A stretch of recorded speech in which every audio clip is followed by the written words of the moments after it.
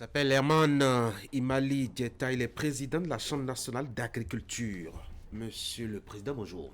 Bonjour. Bienvenue sur Actu Matin. Vous êtes là pour qu'on discute un peu au sujet des dernières activités de votre structure, la Chambre nationale d'agriculture. Depuis quelques mois, on a noté, Monsieur le Président, que la Chambre d'agriculture est à la manœuvre avec la mise en place de certaines interprofessions. C'est quoi l'objectif?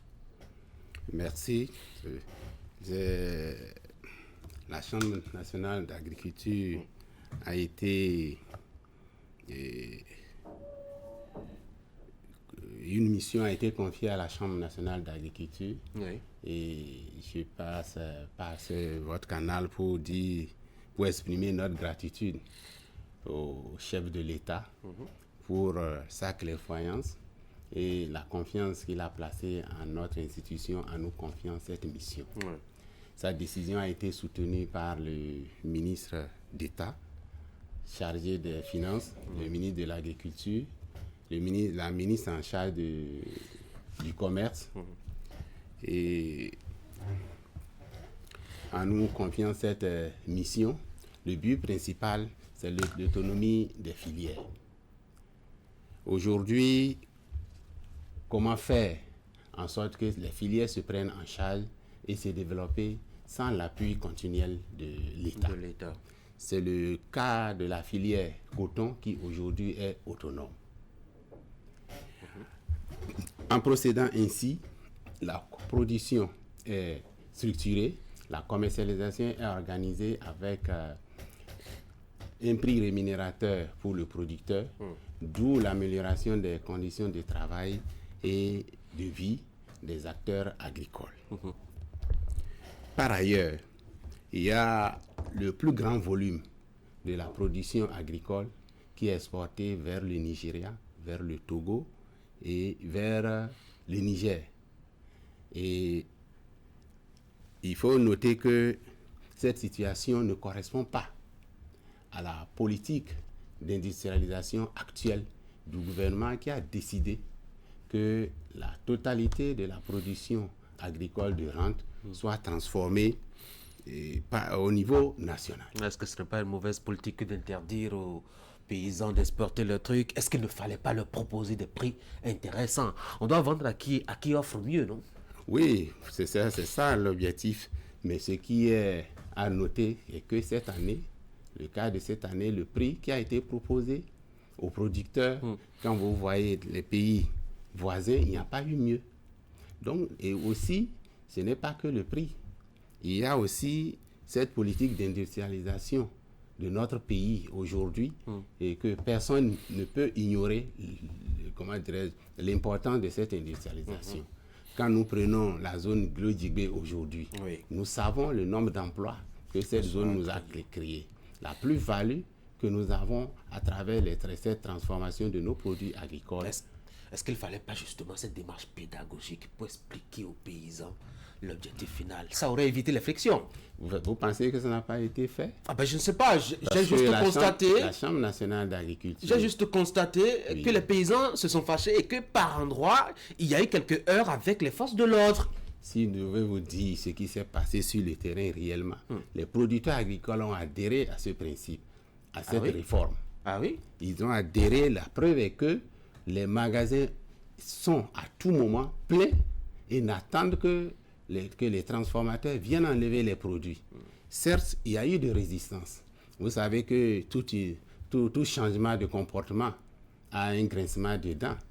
Et vous aurez constaté que les producteurs ont vraiment adhéré à ce principe et ont regroupé les produits aux endroits où nous les avons indiqués à regrouper et que les transformateurs viennent.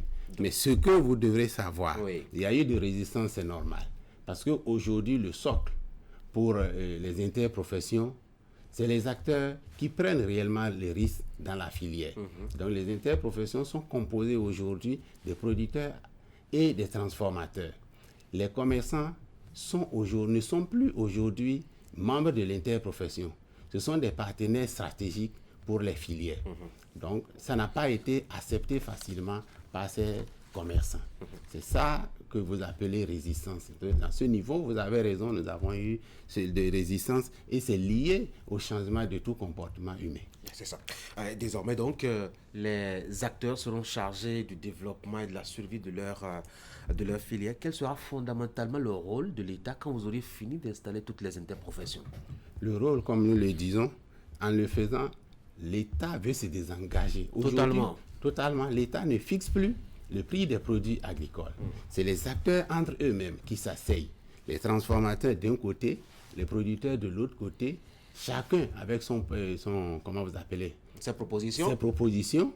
Et ils discutent et ils fixent les prix qui les arrangent. L'arbitrage de l'État est toujours intéressant, surtout quand on sait que c'est des acteurs, mettons, qui sont opposés ou qui sont mis ensemble par des intérêts. L'arbitrage de l'État est toujours intéressant. Mais chaque acteur a son compte d'exploitation que l'État connaît très bien. Donc, comme vous l'avez dit, l'État est un arbitre. L'État ne décide pas. L'État est là pour veiller à ce que les discussions aboutissent dans l'intérêt de chacun des deux membres de cette interprofession. La dernière interprofession que vous avez mise en place, c'est celle, mettons, du riz, récemment, avec une assemblée générale constitutive. C'était hier, si j'ai mes bonnes précisions, c'est ça? Oui, nous ne l'avons pas encore mise en place. C'est hier le comité d'orientation, c'est un comité technique composé des leaders des producteurs du riz, de la FIPRO Bénin, des ministères sectoriels, des ATDA et de la Chambre. Donc c'est ce comité qui hier s'est réuni et a examiné, analysé et validé la feuille de route pour la mise en place de l'interprofession. Ça va prendre combien de temps? D'ici de septembre 2025, si Dieu le veut, nous allons installer cette interprofession du riz pour le bonheur des deux acteurs principaux qui sont les producteurs et les transformateurs, comme je l'ai dit. Est-ce que c'est vraiment une filière porteuse, le riz aujourd'hui, quand on sait que nos habitudes alimentaires et de consommation sont très extraverties, notamment en ce qui concerne le riz? Vous le savez bien, aujourd'hui, il n'est plus à démontrer à un Béninois, même à nos compatriotes, comment dirais-je, nos voisins des pays comme le Nigeria, le Togo, ce que c'est que la filière riziculture au niveau de notre pays, c'est que cette filière, elle est l'une des filières aujourd'hui porteuses dans notre pays. Ouais. Et vous le savez bien, nous avons un pôle de développement qui s'en occupe particulièrement. C'est l'ATDA 1, où le riz est bien cultivé, qu'il soit le riz paddy ou le riz que nous consommons. Ce qui reste à faire, c'est que nous prenons les habitudes de consommer ce que nous produisons. Et qu'est-ce que vous en faites? Enfin, qu'est-ce que vous faites dans ce sens-là, notamment la Chambre d'agriculture? Oui. Pour la Chambre d'agriculture, comme je l'ai dit, nous jouons notre rôle, nous les accompagnons dans la recherche du marché, nous les accompagnons dans l'organisation et c'est pour ça que cette filière a été identifiée et même les acteurs qui ont adressé cette demande pour que la Chambre nationale les accompagne pour qu'elle puisse bien se restructurer. Je dis se restructurer parce que nous avons déjà une interprofession riz. Donc, avec la nouvelle réforme, elle a trouvé qu'il faut vraiment revoir sa copie pour être une filière digne, une filière qui peut défendre ses intérêts et se départir de tout ce qui constitue des blocages pour l'épanouissement de leurs membres. Et donc, progressivement, on aura tous les secteurs du domaine de l'agriculture qui seront donc, mettons, organisés en interprofession. On a déjà eu celle du soja, oui. On a eu celle de l'anacade, on a eu aussi pour le palmier à huile. Tout dernièrement. Oui. Il y a eu quelques frictions, hein, j'aime bien le mot, avec notamment l'interprofession en charge de l'anacade. C'est vrai que c'est rentré un peu en ordre. On a bien l'impression que les acteurs ne sont pas forcément d'accord de la façon dont les choses sont menées. Pour ce qui est du riz que vous envisagez, quelles sont les dispositions qui sont prises pour que tout se passe normalement et surtout que l'interprofession joue convenablement son rôle?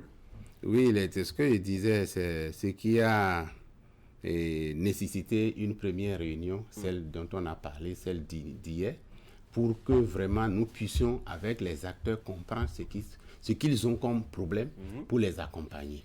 Et aujourd'hui, nous avons senti que les acteurs sont prêts et ils ont compris que aujourd'hui, qu'il leur faut des interprofessions fortes, des interprofessions capables de défendre leurs intérêts que ce soit sur le marché, ce qui concerne la commercialisation ou la production. Vous n'êtes pas sans savoir les efforts que l'État fait beaucoup d'efforts pour accompagner ces interprofessions. Mais l'État ne doit pas continuer. C'est-à-dire les interprofessions doivent se battre, doivent se défendre pour se développer sans attendre un accompagnement de l'État tous les temps. C'est pourquoi j'ai cité l'exemple du coton. Aujourd'hui, la filière coton est une filière autonome. Toutes les filières doivent, d'ici un certain temps, toutes les filières doivent œuvrer à être autonomes comme la filière coton, qui aujourd'hui est une interprofession de référence, non seulement dans notre pays, mais dans la sous-région.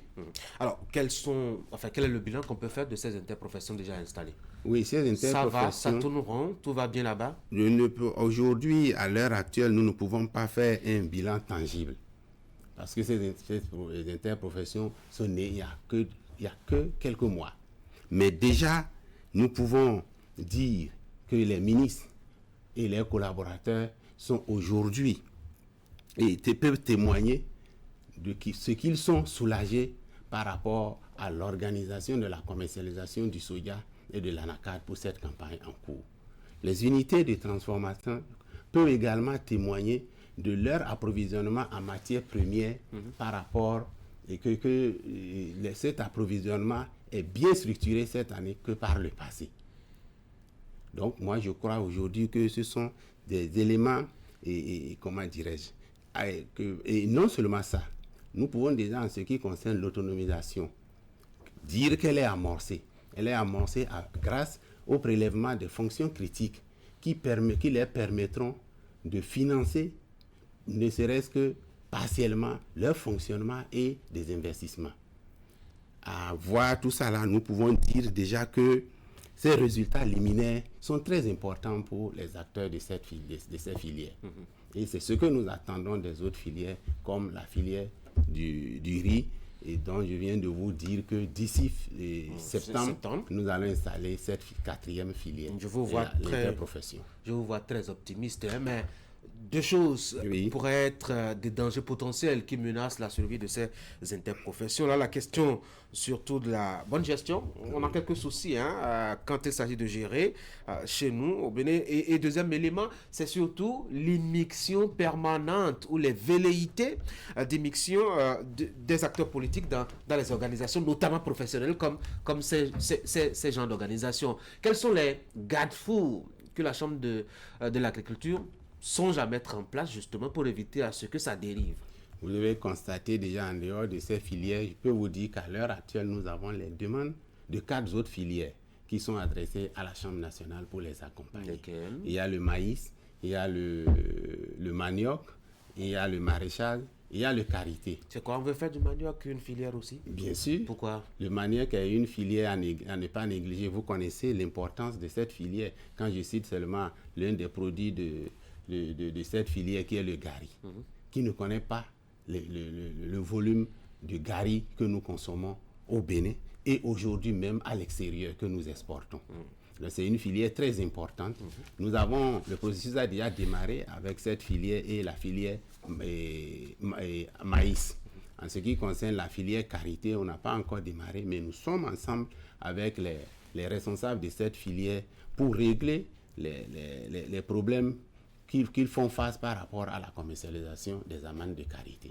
Donc, quand vous faites quelque chose et que les gens ne vous trichent pas, vous devez vous dire que vous avez échoué. Donc, nous avons déjà cette demande de 4 filières qui sont déjà en attente. D'accord. Maintenant, qu'est-ce que vous faites pour éviter que la politique s'intéresse à ça? La politique, elle va toujours s'y mêler, mais il revient aux acteurs de connaître là où se trouve leur intérêt.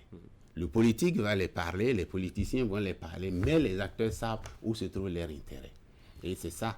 Sinon, le début est toujours difficile, mais vous constatez à travers les éléments que je viens de vous donner que ça marche, ça prend.